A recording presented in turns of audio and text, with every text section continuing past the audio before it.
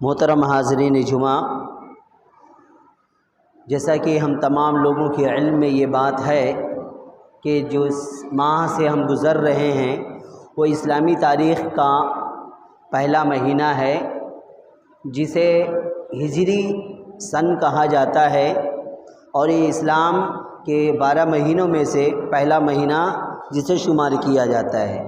میرے محترم، یہ جو دن رات ہیں، یہ ماہ و سال ہے، یہ یوں ہی گزرتے رہتے ہیں، اور اللہ رب العالمین نے اس کا جو اصول بنایا ہے، اللہ نے کہا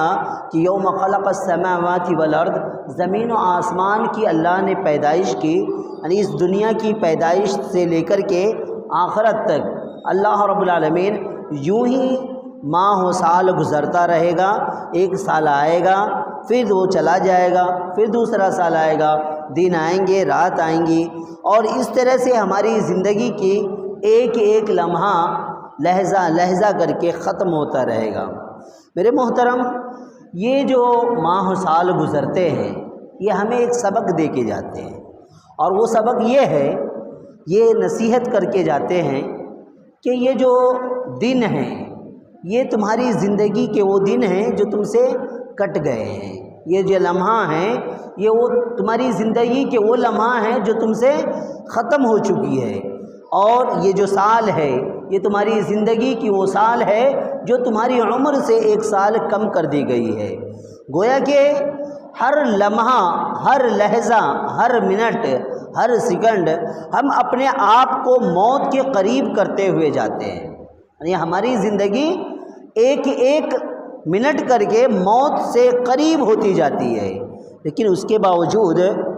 ہمیں یہ دنیا کے اندر باور کرایا جاتا ہے، احساس دلایا جاتا ہے، ہمیں یہ سمجھایا جاتا ہے کہ یہ جو نئے سال ہیں یہ خوشیاں منانے کے ہیں، یہ نئے سال ہیں جوش و خروش کے ساتھ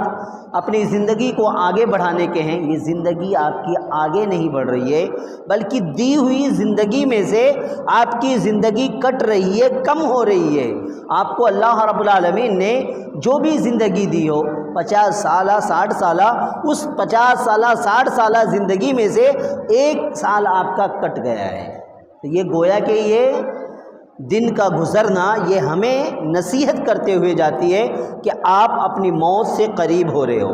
آپ اپنے موت سے قریب ہو رہے ہو، اور اس کے لیے تیاری کر لو۔ گویا کہ یہ سال ہمیں یہ عبرت اور یہ نصیحت دینے کے لیے آتی ہے۔ اللہ رب العالمین نے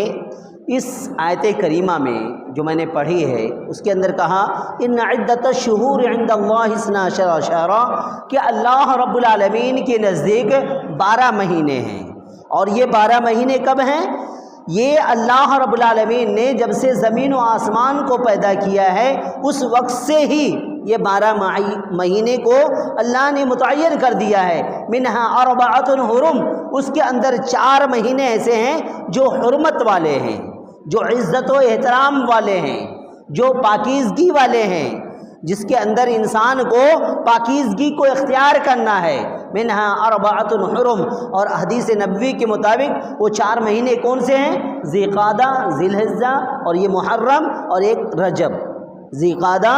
ذی الحجہ، محرم اور رجب، یہ 3 مہینے جو ذی القعدہ کے گئے، ذی الحجہ کے گئے، اور یہ محرم، یہ 3 مہینے لگاتار ہیں، اور وہ چوتھا مہینہ جو شعبان اور جمادی الاولیٰ کے آخر میں رجب، ان دونوں کے درمیان میں رجب کا مہینہ،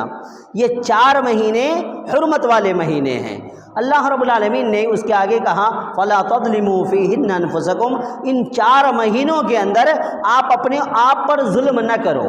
اپنے آپ پر ظلم نہ کرو۔ اس آیت کریمہ کی نزول، جو سبب نزول ہے، وہ یہ ہے کہ کفار و مشرکین کے درمیان ہمیشہ ایک قبیلے دوسرے قبیلے سے تقریباً لڑائی جھگڑا ہوتا ہی رہتا تھا،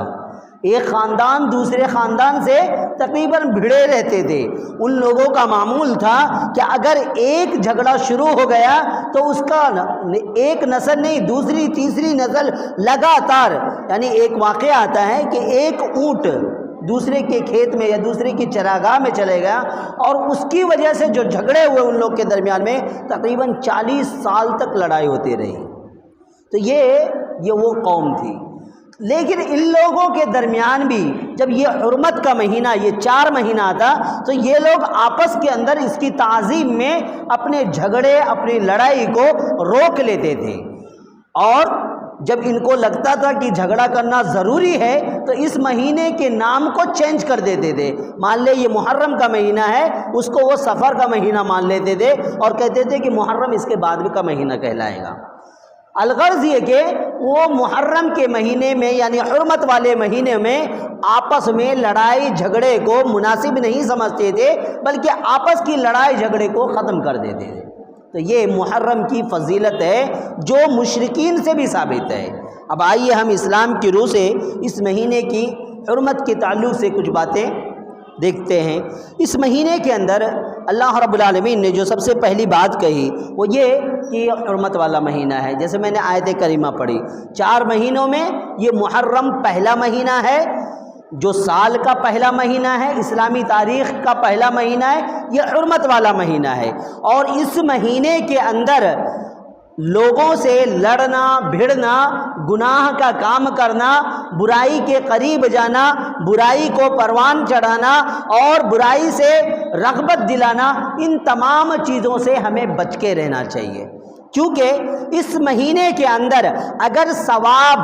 زیادہ ہے، آپ جو بھی نیکی کا کام کریں گے وہ ثواب زیادہ ملے گا، تو اسی طرح سے جب آپ گناہ کے کام کریں گے تو اس گناہ کو بھی زیادہ کر دیا جائے گا۔ تو اس طرح سے اس حرمت کی تعظیم یہ ہے کہ آپ اپنے آپ کو لڑائی جھگڑے سے دور رکھیں، بے حیائی سے دور رکھیں، فحش گوئی سے دور رکھیں، اپنے آپ کو برائی سے دور رکھیں، برے لوگوں سے دور رہیں، بری صحبتوں سے دور رہیں، برے کاموں سے دور رہیں۔ تو یہ مہینے کی تعظیم ہوئی، اور اس مہینے کی اسی قدر ہمیں تعظیم کرنے کی وصیت کی گئی ہے۔ اس مہینے کو ایک خاص وصف یہ بھی ہے کہ اللہ کے نبی صلی اللہ علیہ وسلم نے کہا شہر اللہ المحرم، یہ جو محرم ہے یہ اللہ کا مہینہ ہے۔ مہینے تو سارے اللہ کے ہیں اور 12 مہینے بھی اللہ نے بنائے، لیکن خصوصیت کے طور پر اس مہینے کو اللہ کے نبی صلی اللہ علیہ وسلم نے اس کی اضافت، اس کی نسبت اللہ کی طرف کر دیا ہے کہ یہ مہینہ اللہ کا مہینہ ہے۔ تو اس سے یہ بات سمجھ میں آتی ہے کہ اس مہینے کو اللہ رب العالمین نے بڑی فضیلت دے رکھی ہے، کیونکہ مہینے سب ہیں اللہ کے، رمضان بھی اللہ کا مہینہ ہے، لیکن رمضان کی نسبت اللہ نے اپنی طرف نہیں کیا ہے۔ جیسے ہمارے گھر کے اندر 4-5 لڑکے ہوتے ہیں اور کوئی لڑکا اچھا کام کرتا ہے تو ہم فخر سے کہتے ہیں یہ میرا بیٹا ہے۔ کیا وہ 4 جو بیٹے ہیں وہ آپ کے نہیں ہیں؟ وہ بھی آپ ہی کے بیٹے ہیں، لیکن جو بیٹا اچھا کام کرتا ہے، فخر والا کام کرتا ہے اور آپ کی نظروں میں مطلب آپ کو اٹھانے والا کام کرتا ہے تو فوراً آپ کہتے ہیں یہ میرا بیٹا ہے۔ تو اسی طرح سے یہ محرم کا مہینہ ہے۔ مہینے تو سب اللہ کے ہیں، لیکن اللہ کے نبی صلی اللہ علیہ وسلم کہتے ہیں یہ محرم جو ہے اللہ کا مہینہ ہے۔ تو گویا کہ اس محرم کو اللہ رب العالمین نے یہ فضیلت دیا کہ اس کی نسبت خود اپنی طرف کر لیا ہے۔ تو گویا کہ ہم سمجھ سکتے ہیں کہ یہ اللہ رب العالمین کا مہینہ ہے۔ اسی طرح سے 365 دنوں کے اندر، 12 مہینوں کے اندر 10 دن، 10 دن ایسے ہیں جو اللہ رب العالمین کو بہت ہی زیادہ پسند ہے۔ ایک تو رمضان کے آخری کے 10 دن، اس کی بھی فضیلت آپ نے رمضان کے مہینے میں سنے ہوں گے، جو لیلۃ القدر کا مہینہ ہے اس کی بھی بہت زیادہ فضیلت ہے۔ اسی طرح سے ابھی رمضان، یہ بقرعید ہمارے سامنے سے گزرا ہے، بقرعید کے جو 10 دن ہیں اس کے بھی بہت زیادہ فضیلت ہے، اور اسی طرح سے یہ جو محرم کے 10 دن ہیں اس کی بھی بڑی فضیلت ہے۔ تو وہ 10 دن، وہ 10 دنوں میں سب سے افضل دن یہ محرم کا دن ہے۔ ان 10 دنوں میں اگر واجبات کو چھوڑ دیا جائے، فرائض کو چھوڑ دیا جائے، تو اللہ رب العالمین نے نفل کے اعتبار سے اس 10 دنوں کو بہت زیادہ فضیلت دے رکھی ہے، اور اس 10 دنوں کو اللہ رب العالمین نے ان تمام دنوں کے اندر سب سے زیادہ اہمیت کا حامل قرار دیا ہے۔ اور یہی وجہ ہے کہ اللہ کے نبی صلی اللہ علیہ وسلم سے جب سوال کیا جاتا کہ اللہ کے نبی صلی اللہ علیہ وسلم آپ بتائیے کہ عام یہ جو ہم رمضان کے روزے رکھتے ہیں اس کے بعد سب سے افضل روزہ کس کا ہے، تو اللہ کے نبی صلی اللہ علیہ وسلم جواب دیتے افضل الصیام بعد رمضان شہر اللہ المحرم، کہ رمضان کے بعد کے جو روزے ہیں، رمضان کے علاوہ جس مہینے کے روزے سب سے زیادہ افضل رکھنا ہے وہ محرم کا روزہ ہے۔ ایک حدیث کے اندر آتا ہے اللہ کے نبی صلی اللہ علیہ وسلم شعبان کے روزے بہت زیادہ رکھا کرتے تھے، اس مہینے کے اندر بہت زیادہ روزہ رکھتے تھے۔ اور جب اللہ کے نبی سے سوال کیا گیا کہ آپ شعبان میں اتنا زیادہ کیوں کثرت سے روزہ رکھتے ہیں، تو آپ نے جواب دیا کہ میں رمضان کی استقبال کے لیے شعبان کا روزہ رکھتا ہوں۔ اسی طرح سے دوسری حدیث کے اندر آتا ہے کہ اللہ کے نبی صلی اللہ علیہ وسلم محرم میں بھی زیادہ سے زیادہ روزہ رکھا کرتے تھے۔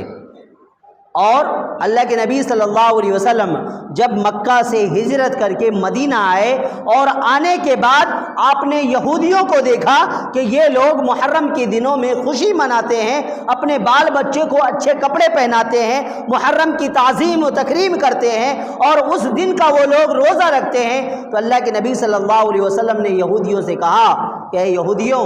تم یہ بتاؤ کہ تم محرم کا یہ جو روزہ رکھتے ہو کس مناسبت سے رکھتے ہو، کس خوشی میں تم تہوار مناتے ہو اور اس دن خوشی مناتے ہو؟ تو یہودیوں نے کہا کہ اللہ رب العالمین نے اس 10 محرم کو، صحیح حدیث ہے، اللہ رب العالمین نے اس 10 محرم کو ظالم بادشاہ فرعون سے موسیٰ علیہ السلام اور اس کی قوم کو نجات دیا تھا، اور اسی مناسبت سے ہم اس خوشی میں روزہ رکھتے ہیں کہ اللہ رب العالمین نے ہماری قوم کو، ہم لوگوں کو اس ظالم حکمران، اس ظالم بادشاہ سے ہم لوگوں کو نجات دیا، اسی خوشی میں ہم لوگ روزہ رکھتے ہیں۔ اللہ کے نبی صلی اللہ علیہ وسلم نے کہا کہ موسیٰ تو ہمارا بھائی ہے، حق منا، ہم آپ سے زیادہ حقدار ہیں کہ ہم بھی اس مہینے کے اندر روزہ رکھیں۔ تو اللہ کے نبی صلی اللہ علیہ وسلم نے بھی روزہ رکھا اور صحابہ کرام نے بھی روزہ رکھا، یہاں تک کہ صحابیات کہتی ہیں کہ ہم اپنے چھوٹے چھوٹے بچوں کو اس مہینے کی 10ویں تاریخ کو روزہ رکھنے کے لیے کہتے تھے، اور جب بچے بھوک سے بلبلانے لگتے تو ہم اسے کھلونے دے کر کے بہلا دیا کرتے تھے کہ شام ہو جائے گی پھر تم افطار کر لینا۔ تو گویا کہ یہ مدینہ کے اندر عام مسلمانوں کا، صحابیات کا، صحابہ کرام کا، خود نبی کریم صلی اللہ علیہ وسلم کا معمول رہا کہ آپ صلی اللہ علیہ وسلم 10ویں محرم کا روزہ رکھا کرتے تھے۔ اس کی فضیلت یہ ہے، اللہ کے نبی صلی اللہ علیہ وسلم اس ماہ کا روزہ رکھا کرتے تھے، اور آپ نے ایک مرتبہ کہا کہ یہود ایک روزہ رکھتے ہیں، وہ 10ویں تاریخ کا روزہ رکھتے ہیں، اور اگر میں زندہ رہا تو میں 9ویں اور 10ویں کا رکھوں گا۔ اور دوسرے محدثین نے ایک اور روایت کے اندر کہا ہے کہ جو شخص 9ویں کا چھوٹ جائے وہ 10ویں اور 11ویں کا رکھے، کیونکہ اس سے مناسبت کیا ہوتی ہے؟ یہود کی مخالفت کرنا۔ اللہ کے نبی صلی اللہ علیہ وسلم کو ہر کام میں جو یہودی کرتے تھے، ہر کام میں اس سے مختلف کرنا پسند تھا، تو وہ 10 تاریخ کا روزہ رکھتے تھے۔ اللہ کے نبی صلی اللہ علیہ وسلم نے کہا 10 کا تو ہم بھی رکھیں گے لیکن ساتھ میں ایک روزہ ملا لیں گے، 9ویں تاریخ کا بھی میں روزہ رکھوں گا، یا اگر وہ چھوٹ گیا تو میں 11ویں تاریخ کا روزہ رکھ کے اس کو مکمل کر دوں گا۔ تو گویا کہ ہم تمام مسلمانوں کو اللہ کے نبی صلی اللہ علیہ وسلم کے طور طریقے کے مناسبت سے ہمیں آج 9ویں محرم ہے، آج کے دن جو لوگ روزہ رکھے ہیں وہ ٹھیک ہے، رکھ لیے ہیں، اگر نہ رکھے ہیں تو کل کے دن تو پکا ہی رکھنا ہے سارے لوگوں کو، اور ساتھ میں آج نہ رکھے ہوں تو اتوار کا دن کا بھی روزہ وہ ضرور رکھیں گے۔ یہ اللہ کے نبی صلی اللہ علیہ وسلم کے طور طریقے کے مطابق ہے، اللہ کے نبی صلی اللہ علیہ وسلم کی صحیح احادیث سے ثابت ہے، اور صحابہ کرام کے عمل بھی اس کے مطابق ہے۔ اس کے لیے ہم تمام مسلمانوں کو 10ویں محرم کا روزہ رکھنا چاہیے، اور یہ ہمارے لیے فائدہ مند ہے۔ اس کا ثواب کیا ہے؟ اللہ کے نبی صلی اللہ علیہ وسلم نے فرمایا احتسب علی اللہ، میں گمان کرتا ہوں، میں امید رکھتا ہوں ایکفر السنۃ التی قبلہا، کہ اللہ رب العالمین یہ جو سال گزرا ہے اس ایک سال کے گناہ کو اللہ معاف کر دے گا۔ دوسری حدیث کے اندر آتا ہے یکفر السنۃ الماضیہ، جو سال گزر گیا ہے اس ایک سال کے گناہ کو اللہ رب العالمین معاف کرے گا۔ یہ اس کی فضیلت ہے، اس کے ثواب ہے، یعنی جو 10 محرم کا روزہ رکھے گا اللہ رب العالمین یہ جو سال ہم سے گزر گیا ہے اس کے اندر جو ہم نے گناہ کیے ہیں، جو ہم سے قصور ہوا ہے، جو غلطیاں ہوئی ہیں، جو لغزشیں ہوئی ہیں، جو جان بوجھ کر کے کچھ ہم نے گناہ کے کام کیے ہیں، امید کرتے ہیں کہ اللہ رب العالمین ہمارے اس روزے کی مناسبت سے اس گناہ کو ضرور معاف کرے گا۔ تو یہ بات ہمیں ذہن میں رکھ لینی چاہیے کہ کل کا دن 10 محرم ہے، کل کے دن کا روزہ رکھنا ہے۔ آج اگر رکھیں تو ٹھیک ہے، نہیں رکھے ہیں تو کل 10 کا رکھ کر کے آپ 11 یعنی اتوار کے دن کا بھی روزہ ضرور رکھیں گے، اور اتوار کا روزہ رکھ کر کے گویا کہ آپ یہود کی مخالفت کریں گے۔ اسی طرح سے اس مہینے کی، یہ تو اسلامی طور پہ شریعت اور فضیلت کے حساب سے، تاریخی حیثیت سے بھی اس کی بہت فضیلت ہے۔ تاریخی حیثیت سے فضیلت یہ ہے کہ اللہ رب العالمین نے اس مہینے کو اس وقت سے قائم کیا ہے جب سے زمین و آسمان قائم ہے۔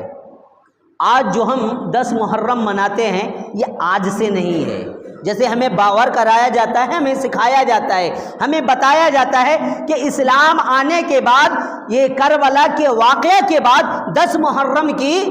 اہمیت بڑھ گئی ہے۔ ایسا کچھ نہیں ہے۔ 10 محرم اور کربلا کا کوئی موازنہ نہیں ہے۔ یہ واقعہ ٹھیک ہے کہ 10 محرم کو پیش آیا، لیکن محرم کی فضیلت یہ واقعہ کربلا کی وجہ سے ہے، یہ سمجھنا غلط ہے۔ واقعہ کربلا کی وجہ سے 10 محرم کی فضیلت نہیں ہے، بلکہ واقعہ کربلا سے قبل زمین و آسمان کی تخلیق سے لے کر کے قیامت تک اس 10 محرم کی فضیلت ہے۔ بعض روایت کے اندر آتا ہے کہ اللہ رب العالمین نے اس تاریخی حیثیت سے آدم علیہ السلام جب اس دنیا کے اندر آئے تو وہ بھی 10 محرم کا دن تھا۔ اسی طرح سے ابراہیم علیہ السلام کے بارے میں آتا ہے، نار نمرود کے بارے میں آتا ہے، اس سے بچایا گیا، وہ بھی 10 محرم کا دن تھا۔ طوفان نوح کو نجات ملی، وہ بھی 10 محرم کا دن تھا۔ یونس علیہ السلام کو مچھلی کے پیٹ سے نجات ملی، وہ بھی 10 محرم کا دن تھا۔ اور بہت ساری اسرائیلی روایات ہیں، لیکن ان تمام روایتوں میں سب سے احسن اور سب سے صحیح روایت یہ ہے کہ اللہ رب العالمین نے موسیٰ علیہ السلام کو فرعون جیسے ظالم حکمراں سے، ظالم بادشاہ سے نجات دیا۔ وہ ظالم جو یذبحون ابناءکم، کہ وہ تمہارے بیٹوں کو ذبح کر دیا کرتے تھے اور بیٹیوں کو چھوڑ دیا کرتے تھے، اس ظالم بادشاہ سے بنی اسرائیل کو اللہ رب العالمین نے نجات دیا۔ اللہ رب العالمین نے اس ظالم حکمراں سے قوم موسیٰ علیہ السلام کی قوم کو نجات دیا۔ اس وجہ سے موسیٰ علیہ السلام اس کی روزہ رکھا کرتے تھے۔ تو اس طرح سے اللہ رب العالمین نے کربلا کی وجہ سے نہیں، جو ہمیں سمجھایا جاتا ہے، جو ہمیں سکھایا جاتا ہے، اور خصوصی طور پہ ہمیں تقریروں کے ذریعے سے باور کرایا جاتا ہے کہ کربلا کی وجہ سے اس کی وسیعت، یہ اس کی اہمیت ہے، ایسا کچھ نہیں ہے۔ اس کی اہمیت یوم خلق السماوات والارض، زمین و آسمان کی پیدائش سے ہی لے کر کے ہے۔ تو اس کربلا، اس محرم کی فضیلت ایک دم شروع دن سے ہے۔ میرے محترم، اسلامی تاریخ کا یہ پہلا مہینہ ہے، اسلامی تاریخ کا یہ پہلا مہینہ ہے، اور یہ اسلامی تاریخ جسے ہم ہجری سن کہتے ہیں، اس کو قائم کرنے میں ایک بہت ہی دور اندیش شخص حضرت عمر فاروق رضی اللہ تعالیٰ عنہ کا بڑا کارنامہ ہے۔ اللہ کے نبی صلی اللہ علیہ وسلم کے زمانے میں، ابو بکر کے زمانے میں کوئی کیلنڈر، اسلامی کیلنڈر نہیں تھا۔ عام طور پہ وہ لوگ جو ان کے زمانے میں رائج تھا اسی حساب سے وہ لوگ اپنی تاریخ کو متعین کیا کرتے تھے۔ لیکن جب فتوحات زیادہ ہونے لگے، اسلامی مملکت کی توسیع ہو گئی، اور حضرت عمر فاروق رضی اللہ تعالیٰ عنہ اپنے خط و کتابت کے اندر ان کے مہینوں کو لکھتے تھے، تو آپ کے دل میں یہ خیال پیدا ہوا کہ اسلام کی بھی کوئی تاریخ ہونی چاہیے،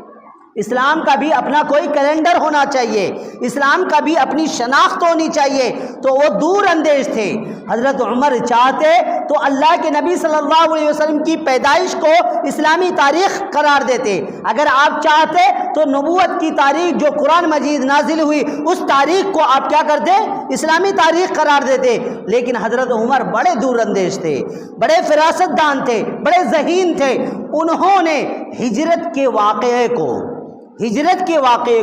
اسلامی تاریخ کا دن قرار دیا، اور یہ یاد رکھے کہ ہجرت کا واقعہ یہ وہ واقعہ ہے جو اسلام کے اندر سب سے زیادہ دردناک ہے، اسلام کے اندر سب سے زیادہ اہمیت کا حامل ہے۔ اس ہجرت کے واقعے کے ذریعے سے اسلام کی دونوں زندگی، مکی زندگی اور مدنی زندگی، دونوں کو ملا دیا گیا ہے۔ آپ جیسے ہی ہجری سال کہتے ہیں تو آپ کے دماغ کے اندر مکہ کی وہ تکالیف کی زندگی بھی سامنے آ جائے گی اور مدینہ کی وہ خوشحالی کی زندگی بھی آپ کے سامنے آ جائے گی۔ تو حضرت عمر رضی اللہ تعالیٰ عنہ نے یہ ہجرت کے سال کو اسلامی تاریخ کا مہینہ قرار دیا، اسلامی سال قرار دیا، اور اسی وجہ سے ابھی تک ہم 1444 ہجری میں جی رہے تھے، لیکن یہ محرم کے بعد سے ہماری تاریخ بدل گئی، 1445 ہجری میں ہماری اب زندگی گزر رہی ہے، 1445 ہجری میں۔ افسوس کی بات تو یہ ہے کہ ہم میں سے پڑھے لکھے لوگوں کو بھی یہ چیز یاد نہیں رہتی ہے۔ تاریخ لکھنا ہو تو ہم انگریزی مہینے کا استعمال کرتے ہیں، اور یقین جانیے جو قوم دوسری کی تاریخ کو لے کے دوسری کی تاریخ کے پیچھے چلتی ہے اس کو وہی چیز یاد رہے گی۔ اپنی تاریخ کو بھلا دینے والی قوم، اپنی تاریخی واقعات کو بھلا دینے والی قوم کبھی بھی وہ ترقی نہیں کرتی ہے، کیونکہ اس کے سامنے اس کی چیز ہے ہی نہیں ہے، اس کی اسلامی تاریخ نہیں ہے، اس کے واقعات نہیں ہے، اس کے سامنے جو صحابہ کرام کی زندگی ہے وہ زندگی نہیں ہے۔ جب وہ اپنی چیز کو بھلانے لگتی ہے تو اس کی زندگی کے اندر تنزلی آ جاتی ہے، وہ زوال کے شکار ہو جاتے ہیں، اور جو زندہ جاوید قوم ہوتی ہے وہ ہمیشہ اپنی تاریخ کو یاد رکھتی ہے۔ اسی لیے آج انگریزوں کا جو تاریخ ہے وہ ساری دنیا کے اندر چل رہا ہے، لیکن انگریزوں کی تاریخ کو بہت ساری قوموں نے مسترد کر دیا ہے۔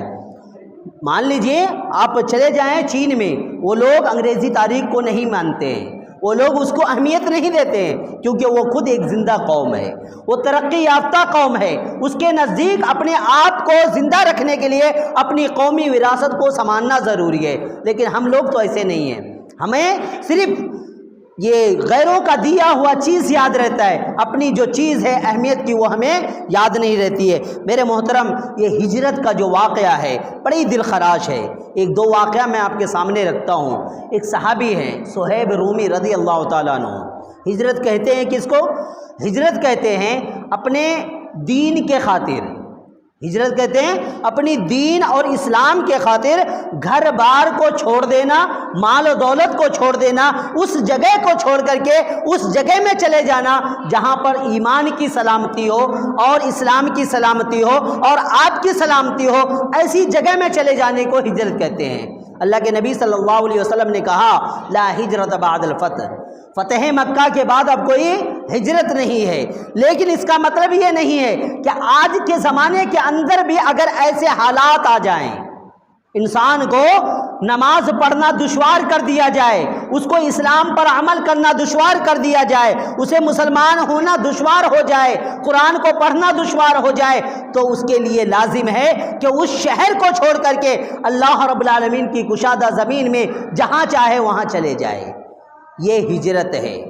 اور صحابہ کرام نے اپنی زندگی کے اندر یہی کام کیا۔ صہیب رومی رضی اللہ تعالیٰ عنہ یہ روم کے رہنے والے تھے، یہ ایک غلام تھے، انہوں نے مکہ کے اندر آ کر کے اسلام قبول کیا۔ اسلام قبول کرنے کے بعد ان کی زندگی تھوڑا تھوڑا کر کے غلامی سے آزادی حاصل کی اور اپنی زندگی کے اندر ترقی کرتے رہے، اتنی ترقی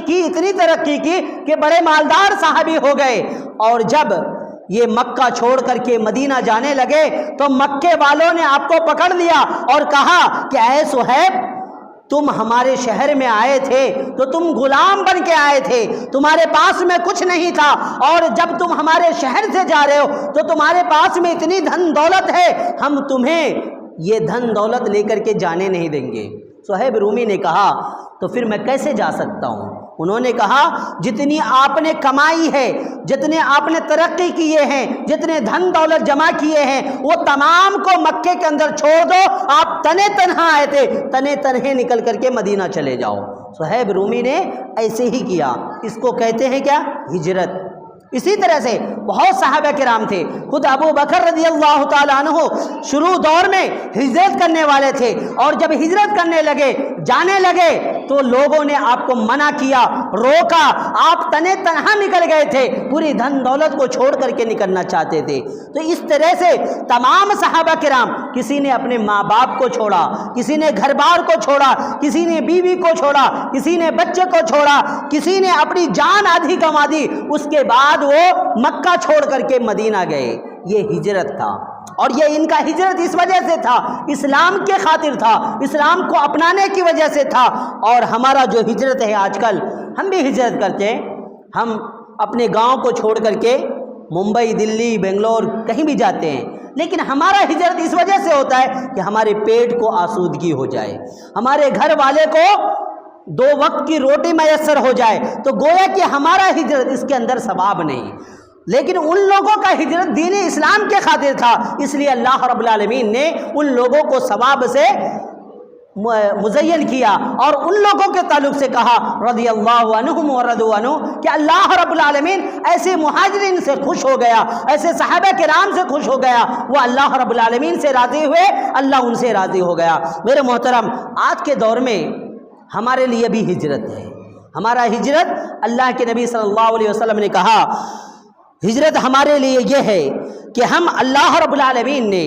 وَأَنَّ الْهِجْرَةَ تَهْدِمُ مَا كَانَ قَبْلَهَا، ہجرت یہ ہے کہ آپ جب ہجرت کرتے ہیں صحیح معنوں میں تو آپ کے تمام گناہوں کو دھو دیا جاتا ہے۔ تو آج کے زمانے کے حساب سے ہماری ہجرت یہ ہے المہاجر من ہجر الی ما نہی اللہ عنہ، المہاجر من ہجر الی ما نہی اللہ عنہ، کہ اللہ رب العالمین نے انسان کو جس چیز سے منع کیا ہے اس کو چھوڑ دینا اس کے لیے آج ہجرت ہے۔ مان لیں ہم گناہ کرتے ہیں، گناہ سے توبہ کر کے اطاعت کی طرف آنا آپ کے لیے ہجرت ہے، بدعات و خرافات کو چھوڑ کر کے اللہ کی اطاعت کی طرف آنا آپ کے لیے ہجرت ہے، شرک کو چھوڑ کر کے توحید کی طرف آنا آپ کے لیے ہجرت ہے، شراب، نشہ، جوئے بازی، ان تمام برائیوں کو چھوڑ کر کے خالص اللہ کے لیے زندگی گزارنا یہ آپ کے لیے ہجرت ہے، لوگوں کو ستانا چھوڑ کر کے لوگوں کے وفادار بن جانا یہ آپ کے لیے ہجرت ہے۔ گویا کہ ہجرت کے دروازے ہمارے لیے بھی کھلے ہیں، لیکن اس کا طریقہ الگ ہے کہ ہمیں اپنے آپ سے لڑنا ہے، برائیوں سے لڑنا ہے، اور ان برائیوں کو چھوڑ کر کے، معصیت کو چھوڑ کر کے اللہ رب العالمین کی طرف آنا ہے، تب ہمیں ضرور ہجرت کا ثواب ملے گا۔ تو یہ محرم کا مہینہ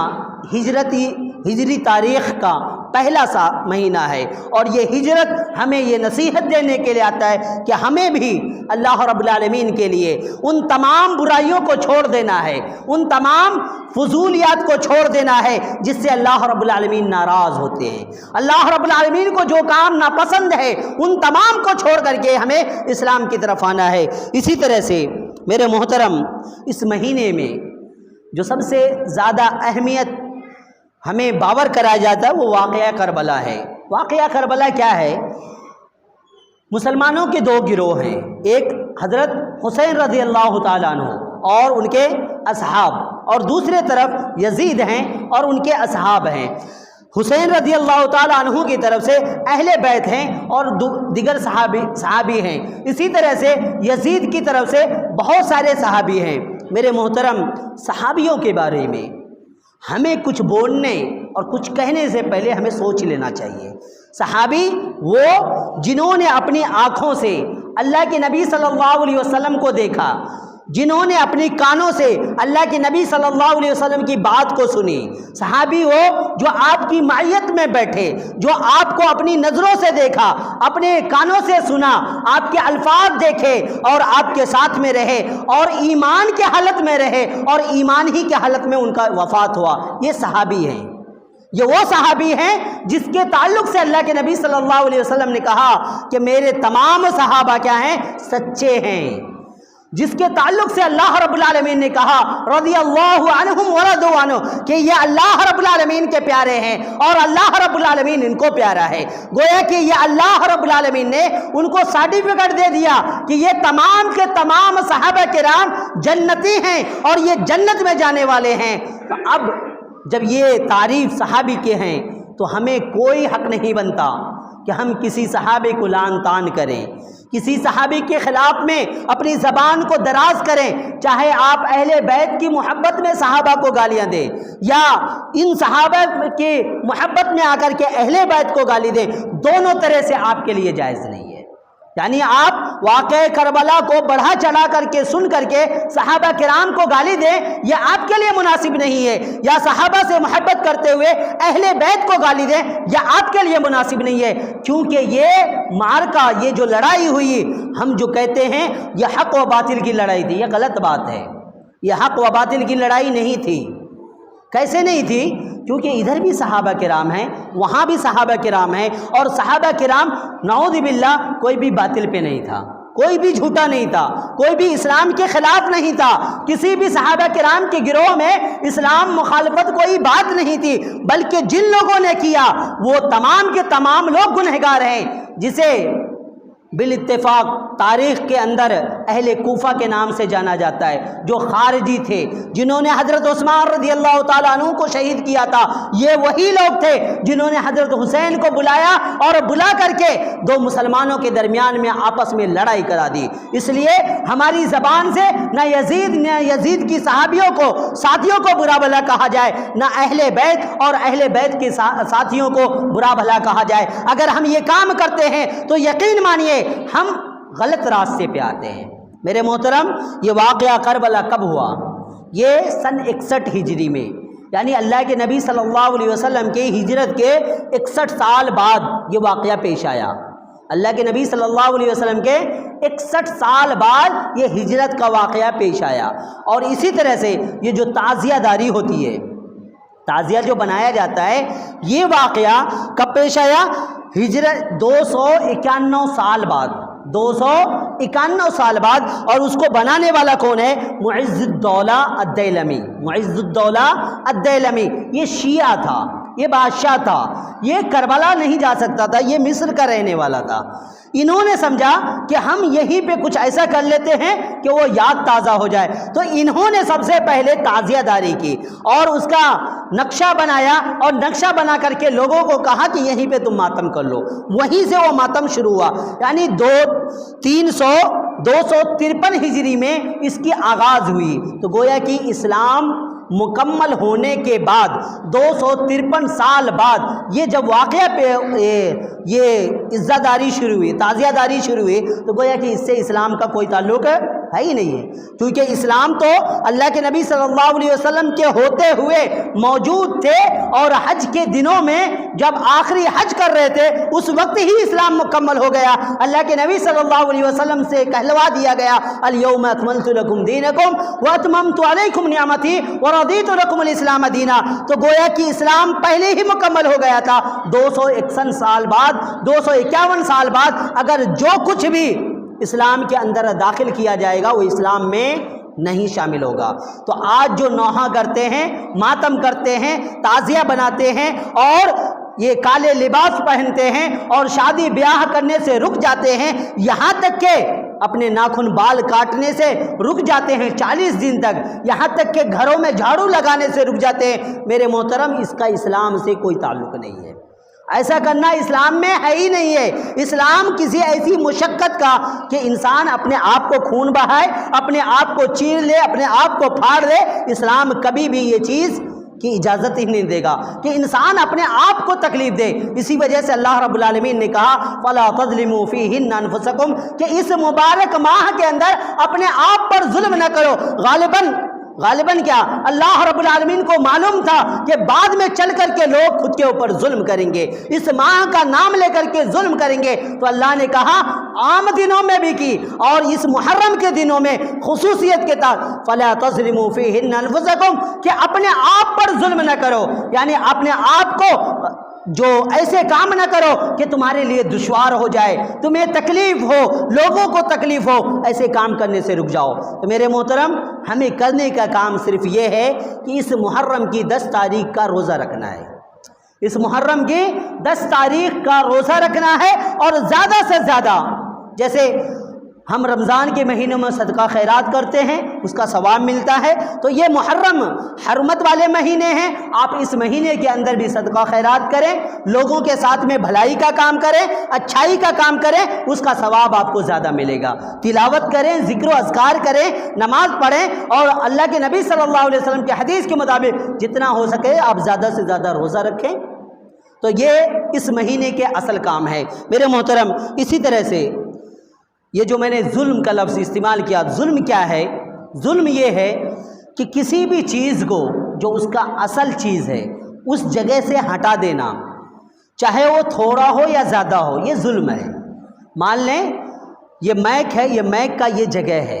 اس میک کو میں پاؤں کے اندر لگا دوں تو یہ اس کا حق نہیں ہوگا، کیونکہ وہاں سے اس کو کوئی کام ہونا نہیں ہے، تو یہ ظلم ہو جائے گا۔ تو اسی طرح سے سماج کے اندر یا اپنے آپ کو ہمیں اللہ رب العالمین نے ہماری تخلیق کی عبادت کے لیے،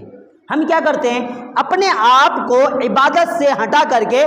بدعات، خرافات اور معصیت میں لگا دیتے ہیں، تو گویا کہ ہم کیا کر رہے ہیں؟ خود کے اوپر ظلم کر رہے ہیں۔ اللہ رب العالمین نے ہمیں پیدا کیا کہ ہماری اطاعت کرو، ہماری فرما برداری کرو، ہمارے راستے پہ چلو، ہماری بتائے ہوئے طریقے کو اپنائے، لیکن ہم کیا کرتے ہیں؟ ہم اللہ رب العالمین کے اس طریقے کو چھوڑ کر کے اس جسم کو ہم خرافات کے اندر لگا دیتے ہیں، اس جسم کو ہم نشے کی عادی بنا دیتے ہیں، اس جسم کو ہم شراب کے عادی بنا دیتے ہیں، اس جسم کو ہم حرام خوری کے اندر لگا دیتے ہیں، اس جسم کو ہم نہ جانے کیسے کیسے بدعات کے اندر ملتمس کر دیتے ہیں، اور اس جسم کو ہم سنوارنے میں لگے ہیں۔ لیکن جس چیز کو سنوارنا ہے، یعنی اصل روح جس کو سنوارنا ہے، جو روح ہے، ہم اس کو سنوارتے نہیں ہیں۔ ہم جسم کو غذا دے رہے ہیں، ہم اس کو اچھے سے اچھا کھانا دے رہے ہیں، اچھے سے اچھے کپڑا دے رہے ہیں، اچھے سے اچھے تیل لگا رہے ہیں، مالش کر رہے ہیں، باڈی بنا رہے ہیں، ہر چیز کر رہے ہیں، لیکن صرف جسم کے حد تک۔ لیکن جسم کے اندر جو اصل چیز ہے، غذا جو اصل چیز ہے، اس کی روح کی غذا اصل کیا ہے؟ عبادات ہے، اچھائی کا کام ہے، ذکر و اذکار ہے۔ تو ہم جسم کو تو بڑھا رہے ہیں، لیکن عبادات کر کے ہم روح کو تکلیف دے رہے ہیں، گویا کہ ہم اپنے آپ پر ظلم کر رہے ہیں۔ اللہ نے جس وجہ سے ہمیں اس دنیا کے اندر بھیجا ہے، اس چیز کو چھوڑ کر کے ہم اپنے جسم کو کسی اور طرف لگا دے رہے ہیں۔ میرے بھائی، اس محرم کی مناسبت سے بس اتنا یاد رکھیں کہ آپ اپنے آپ پر ظلم نہ کریں۔ آپ جس چیز کے لیے پیدا کیے گئے ہو اس چیز کو یاد رکھیں۔ آپ کی تخلیق اللہ کی عبادت کے لیے ہوئی ہے، آپ کی تخلیق اس لیے نہیں ہوئی ہے کہ آپ دنیا کے اندر پھلیں پھولیں اور بڑھیں اور بہت زیادہ کمائیں اور دنیا کے اندر بہت زیادہ اپنی طاقت کا جلوہ دکھائیں، اپنی قوت کی نشہ میں لوگوں کو کھدیڑتے بیٹھیں، اپنی طاقت کی نشے میں لوگوں کو تکلیف دیتے بیٹھیں۔ یہ آپ کی پیدائش کا مقصد نہیں ہے، آپ کی تخلیق کا مقصد نہیں ہے۔ آپ کی تخلیق کا مقصد اللہ کی عبادت کرنا ہے۔ اللہ رب العالمین سے دعا ہے کہ الہ العالمین ہم تمام لوگوں کو اس ماہ کی مناسبت سے روزہ رکھنے کی توفیق دے، اس ماہ کی حرمت کو پامال نہ کرتے ہوئے اس کی پاسداری کرنے کی ہمیں توفیق دے۔ وآخر ندعو اللہ ان یوفقنا لما یحب